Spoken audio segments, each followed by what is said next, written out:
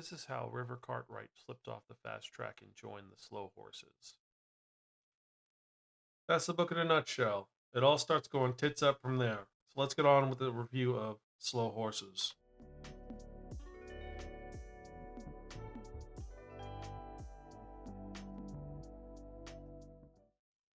I'm Zan, konnichiwa, aloha, buongiorno, and what's up? And welcome to another episode of the Spiraken Book Club. And I'm excited to be talking about our 12th book in Project 45 by 45, where you 45 books before I hit my 45th birthday. So with that in mind, let's actually get to it because I'm pretty excited to talk about this book, which is a critical darling. It is beloved by so many, and there's been an awesome TV adaptation starring Gary Oldman and Jonathan Pierce.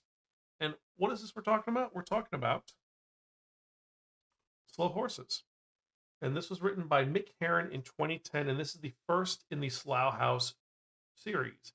And Slough House is the story of the much underappreciated and, more importantly, underestimated individuals of MI5's Slough House. Now, what is Slough House? You're probably wondering. What is that about? Well, pretty much here's the deal. MI5, for those of you who aren't aware, is the main secret agent branch of the United Kingdom. Everyone thinks MI6 is their more black ops. MI5 does their things, essentially CIA, FBI mixed together. And Slough House is where they send their undesirables. What do I mean by that?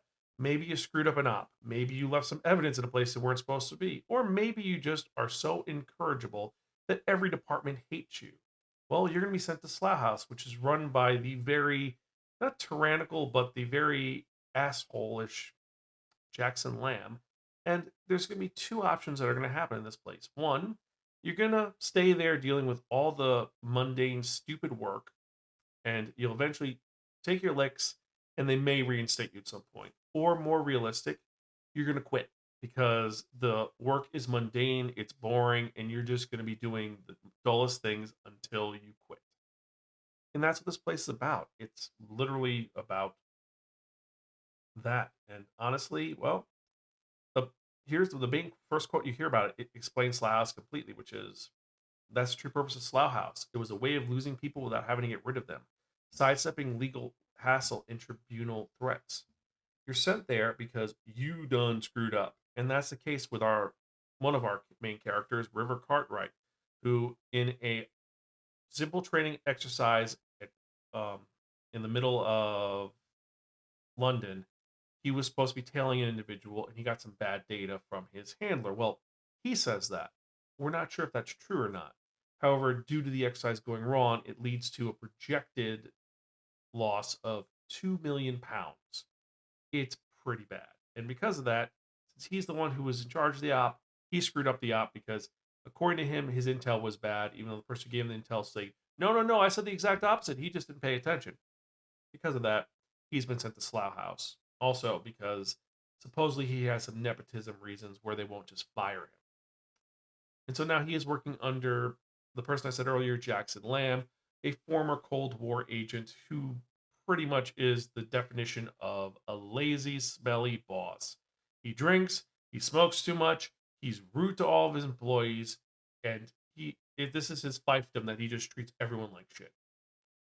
There's one member who's an alcoholic, and he'll just pour a drink and offer it to them, kind of tempting them to be like, "Hey, you want to get back off the wagon? You want to do this?" And he's just a big asshole, but he does care about his Joes, as he calls them, because they're fuck ups, but they're his fuck ups.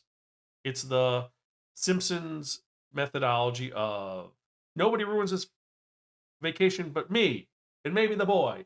It's they will hate each other, they will fight with each other, but when push comes to shove, they come together like a weird family to defend each other and kick ass. And that is what this series is about. It's about different situations where the Slough House will get a op and they'll have to smart themselves and deal with it. They're going to have to they get involved in a situation that they're not supposed to be part of, and then they rise to the occasion. And it's a pretty well done spycraft book. The concepts are, well, it deals with the parts of spycraft you don't think of because what Slough House has to do are the things that we don't expect, going through mail, going through garbage, citing the rental agreements for safe houses. It's the things that they're part of spycraft, but most people don't think are part of spycraft. They're like, I want to be the guy running after the bad guy shooting a gun. What about the paperwork? That's Slough House's job, even though a lot of their paperwork is from the 70s and the 80s, and they're just kind of busy work just to keep them occupied.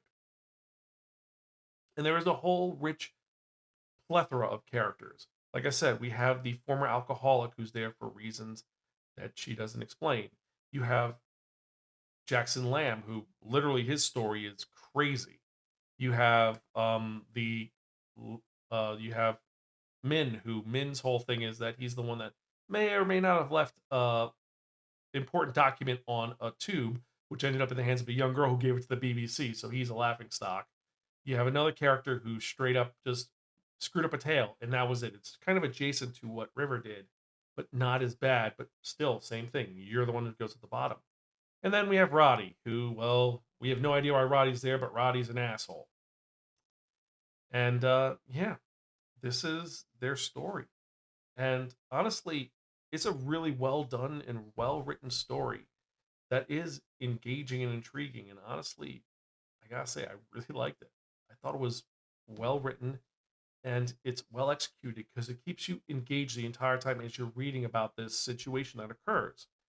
And I don't want to spoil the whole things, but as they're investigating a very mundane situation, you have a terrorist event that occurs that's connected to this situation in a very interesting way. It also connects to River and a few other members for reasons which I'm not going to divulge. The Spycraft book, the less you know, the better. However, it draws you in. And Mick Herron's writing is astounding. I love the fact that when the book opens up, it is you enter into Slough House and it goes into how Slough House goes in. You're entering in there and it describes all the elements to it. The way the walls are yellow and faded, and also some of the inscriptions from the front. And then at the end of the book, it's going back into Slough House. Just you're kind of escaping it. It's very similar, very interesting bookend. I mean, yes, you have the cold open, which is the event that occurred with River, but then that first actual chapter of getting into Slough House, it's really cool. It's really well written. And well, what else can I say about this? But honestly,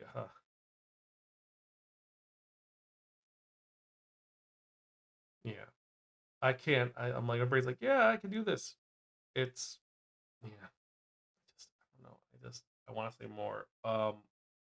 But I will say that besides this element, you have a lot of really cool aspects in this world that we set up. We learn more about MI5's internal politics. We learn about the dogs who are they're the watchdogs of the company. They're the ones who are the internal security and also the wet work people who, oh, there's a problem. Well, we're going to take care of it in a very aggressive manner. That's the dogs. You also have the element of how they deal with situations, which I love. They say it's London way. And well, the quote is pretty simple. It's just, well, hold on. Get that quote up. If Moscow rules meant watch your back, London rules meant cover your ass. Moscow rules have been written on the streets, but London rules were devised in the corridors of Westminster, and the short version read, someone always pays. Make sure it isn't you. Nobody knew that better than Jackson Lamb, and nobody played it better than D.I. Tavner. And D.I. Tavner is the second chair for MI5, pretty much third in command and is in charge of ops. And Travner is trying to cover her ass for whatever happened and make sure things are well. And because Slough House is there and they're getting involved, well, you have the perfect patsy. What's happening? What's going on? Well, you got to read to find out. I do want to say more, but I'm not going to because I'll totally spoil this book. I totally will. So for that reason, just let's get to it. So I have to give this book, Slow Horses by Mick Herron, which is celebrating its 15-year anniversary, if I remember correctly. No, 16 years. Oh, read it now. This is a riveting reminder that the Joes the park wrote off are exactly the bastards you want in the fight when things go sideways, because these are the guys that they're going to be there when things go to shit. Yeah, a couple of them are real fuck ups. Let's be honest. There's a couple who even sell them out. But the core group, they're there to save the day and kick ass, and that's what this is. Oh, well, also before I forget, if you're anyway, if you like this or disagree with me, let me know. Email me zanspiraken.com, tweet me at Spiraken, leave a comment down below. Did you like the book Slow Horses? Do you hate it? Do you watch the TV series? The TV series I could do a whole deep dive on because I'm a huge fan of the TV series and I love the soundtrack. Also, fun fact: Mick Jagger wrote that opening specifically for Slow Horses. So yeah, I want to go further into it, but I'm not going to. Also, before I go any further, I'm going to be doing a review of Ichiban Con, which I was at last week. That's coming up soon. Also, if you're wondering why I'm wearing super cold clothes, well, it is currently a blizzard outside in North Carolina. Don't ask. It's pretty what the fuck. It's snowing. So, yeah, kind of dealing with that right now. But it's going to be all good. This is in my office is in the kind of colder part of my house, so got to stay a little warm. And well, I thought this would kind of fit the spy theme a little bit. What do you think? Works, doesn't work? Let me know. But anyway, so let's actually get to what our next book is going to be. So I went through it, and for number 13, what are we going to talk about? Well, we're going to be reviewing The Mantis by Kotaro Isaka. That is the third part of the Bullet Train trilogy. So that is the sequel to Bullet Train. Because Bullet Train is the second book. This is the third book, The Mantis. What's it about? I don't know, but we're going to find out. But anyway, hope you enjoyed this episode. I had a lot of fun talking about this. I really want to get more into this, but let me know what your thoughts are. Anyway, as usual, I am your host, Zan. I'm Gonzville. I'll catch you next time. And as always, keep reading books. I'll see you later.